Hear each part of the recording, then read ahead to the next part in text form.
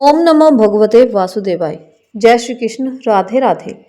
आज हम करने जा रहे हैं माघ मास महात्म्य कथा के 26वें अध्याय को। गणपति जी महाराज गुरु महाराज के चरणों में प्रणाम करते हुए हम इस पवित्र कथा का श्रवण करते हैं।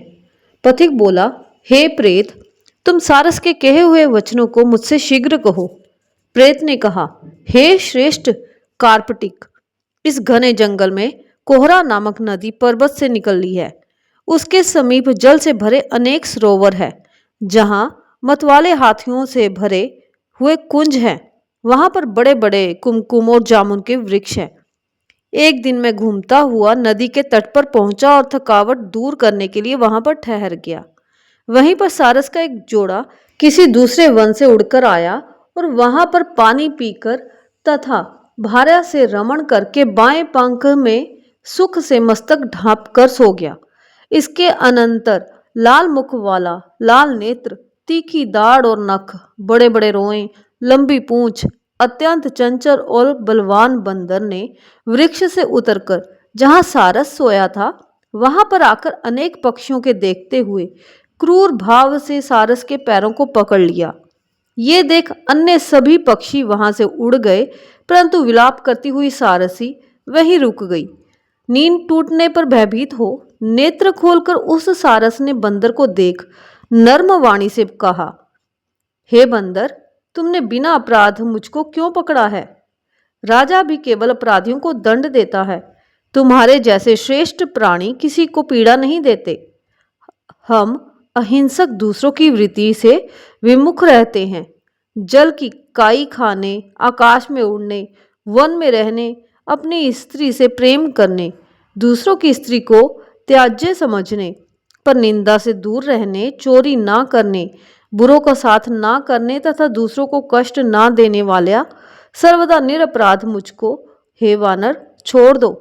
मैं तुम्हारे पूर्व जन्म के वृत्तांत को जानता हूँ, परंतु तुम मुझको नहीं जानते।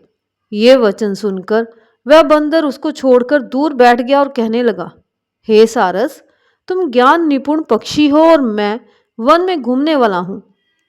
यदि तुम मेरे पूर्व जन्म के वृत्तांत को जानते हो तो वह सब मुझसे कहो।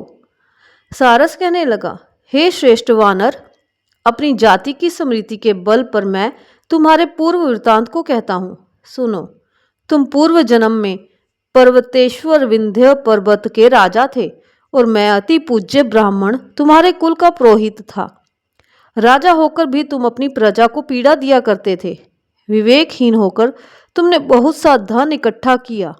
हे वानर, इस प्रकार प्रजा को अत्यंत दुख देने के कारण तुम अति दुखदायी कुंभी नामक नरक में फेंके गए, जहां बारंबार मरने तथा जन्म लेने पर तुम 3000 वर्ष तक उस नरक की तीव्र अग्नि की यातना सहन करते रहे। शेष बचे पाप के कारण अब तुम बंदर बनकर मुझको मारना चाहते हो। पहले तुमने ब्राह्मण के बगीचे में बिना उससे पूछे अपने बल से लूटकर उसके पके केले खाए।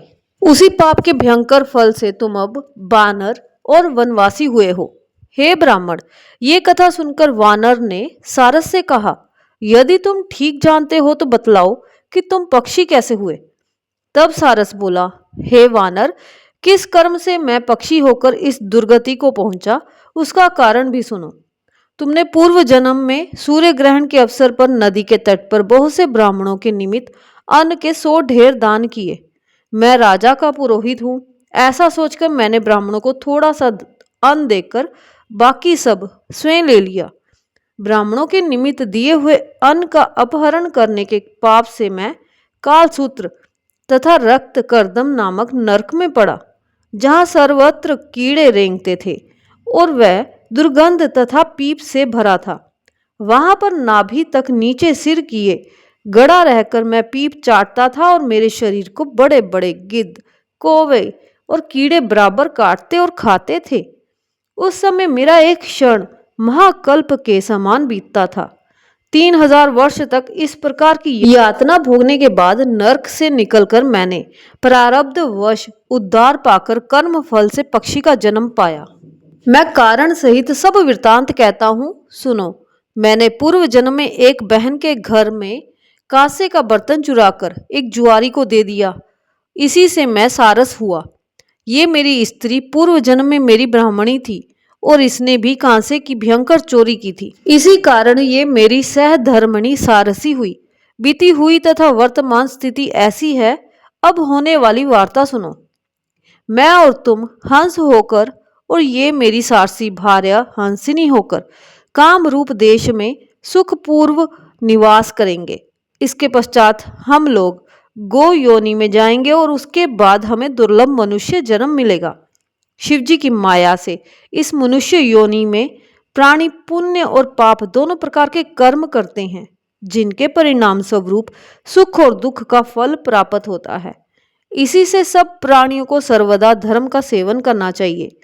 देवता, असुर, मनुष्य, व्याघ्र, कीड़े मकोड़े, जलचर आदि किसी से भी ये दुख रूपी कंटक मार्ग नहीं घटता। केवल विरक्त योगी लोग ही इस कंटक से दूर रहते हैं।